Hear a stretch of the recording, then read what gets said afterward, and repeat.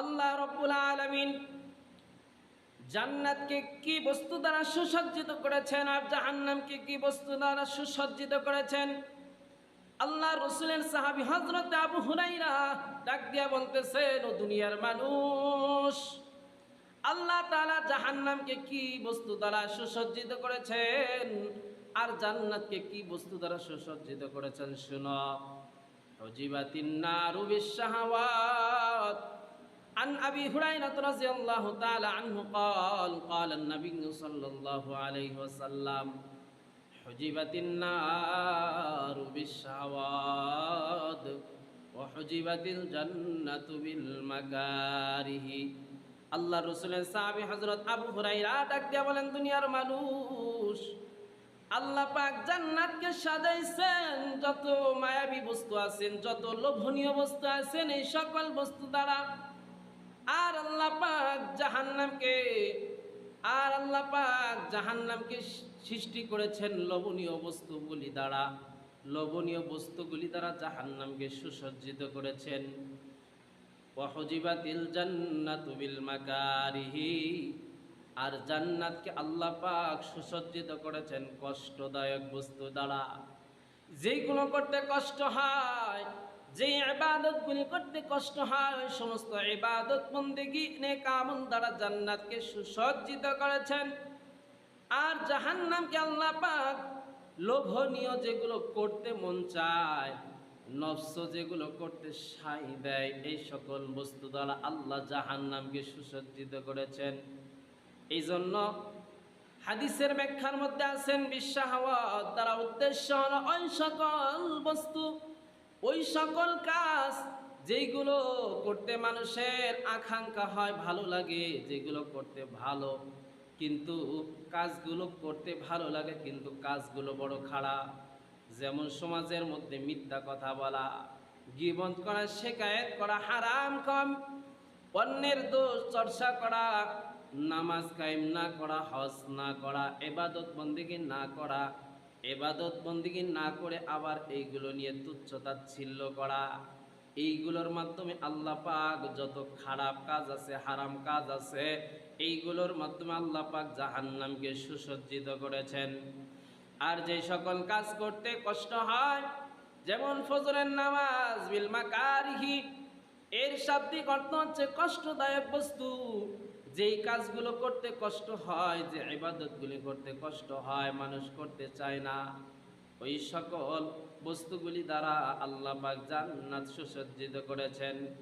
যেমন নামাজ পড়তে মানুষের কষ্ট হয়, মসজিদ আসতে চায় না, ফজরের নামাজ পড়তে ঘুম থেকে উঠে আসতে হয়। কুরবানি করতে মন চায় না, কারণ কুরবানি করলে জান মাল খরচ করতে হয়। যাকাত দিতে মন চায় না, কারণ যাকাত দিলে মনে করে ধন সম্পদ কমে যায়। মিসকিনকে ভিক্ষা দিতে চায় না, মিসকিনকে দান করতে চায় না, মানুষ ভাবে দান করলে আমার সম্পদ কমে যায়।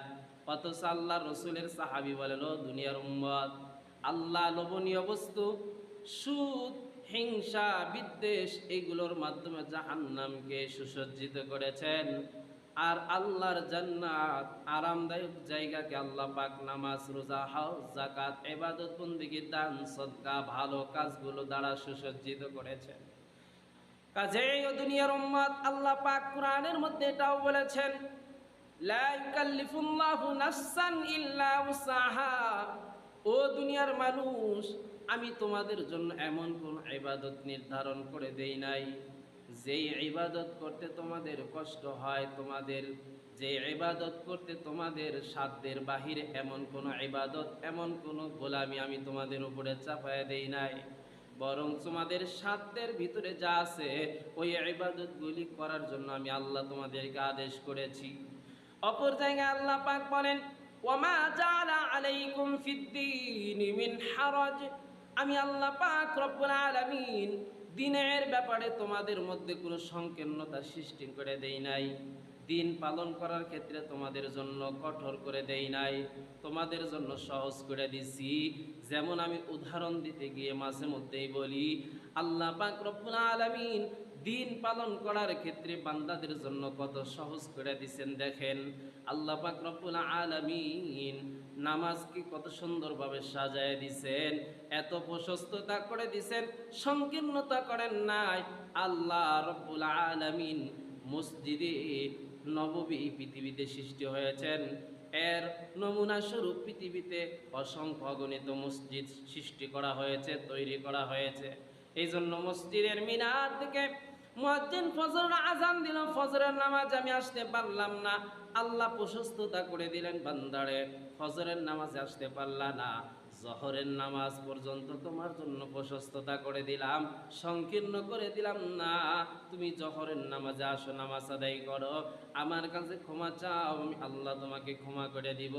জহরেও আসতে পারলা না, তুমি আসরে আসো, আসরে এসে তুমি নামাজ আদায় করো, তোমার জন্য জহর থেকে আসর পর্যন্ত প্রশস্ত করে দিলাম। তুমি জহরের নামাজ পড়তে পারো নাই, আসরের নামাজ পড়ে আমার কাছে ক্ষমা চাও, আমি আল্লাহ মাফ করে দিব। এরপরে আসর পড়তে পারো নাই, মাগরিব পড়তে প্রশস্ত করে দিলাম, মাগরিব পড়তে পারো নাই, এশা পর্যন্ত প্রশস্ত করে দিলাম। এইভাবে তোমার জন্য আমি একের পর এক তোমার রাস্তাকে প্রশস্ত করতেছি, তুমি এইভাবে তুমি আমার রাস্তা এগিয়ে আসো, তওবা করো, আমি আল্লাহ কবুল করে নিব।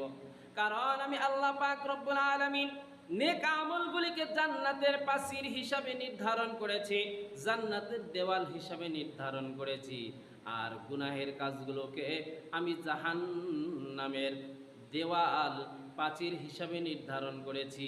কাজে এই বান্দা, এখনো সময় আছে, তওবা করো, এখনো সময় আছে, তওবা করো, তওবা করে ফিরে আসো। তুমি ভাবতেছো দুনিয়ার জিন্দেগি তোমার, এই জিন্দেগি শেষ, বলে না না। আল্লাহ পাক সূরা মুলুকের মধ্যে বলেন, আল্লাযী খালাকাল মাউতা ওয়াল হায়াতা লিয়াবলুয়াকুম আইয়ুকুম আহসানু আমালা ওয়া হুয়াল আজিজুল গফুর। আল্লাহ বলেন, আমি দুনিয়াতে তোমাদেরকে পাঠাইছি শুধুমাত্র নেক আমলের পরীক্ষা করার জন্য। তোমাদের মধ্যে মৃত্যুর পূর্বে এই আখিরাতের জিন্দেগির জন্য কে সবচাইতে বেশি নেক আমল, ভালো নেক আমল, উত্তম নেক আমল করতে পারে, আমি সেই জন্য তোমাদেরকে দুনিয়াতে পাঠাইছি। কাজেই তোমরা দুনিয়াতে কে কতটুকু ভালো আমল করতে পারো সেটার জন্য আমি পরীক্ষায় তোমাদের নির্ধারণ করে, পরীক্ষাতে তোমাদেরকে কে পাস করবে কে ফেল করবে এই জন্য দুনিয়াতে পাঠাইছি। ওয়া হুয়াল আজিজুল গফুর, নিশ্চয় আল্লাহ পাক রব্বুল আলামিন ক্ষমাশীল, অত্যন্ত দয়ালু, ঠিক কিনা? এই জন্য মুসলমান ভাইরা, আমার বন্ধুরা, আল্লাহর দাসত্ব আর গোলামি আল্লাহ পাক আমাদেরকে বেশি বেশি করার তৌফিক দান করেন। আমিন।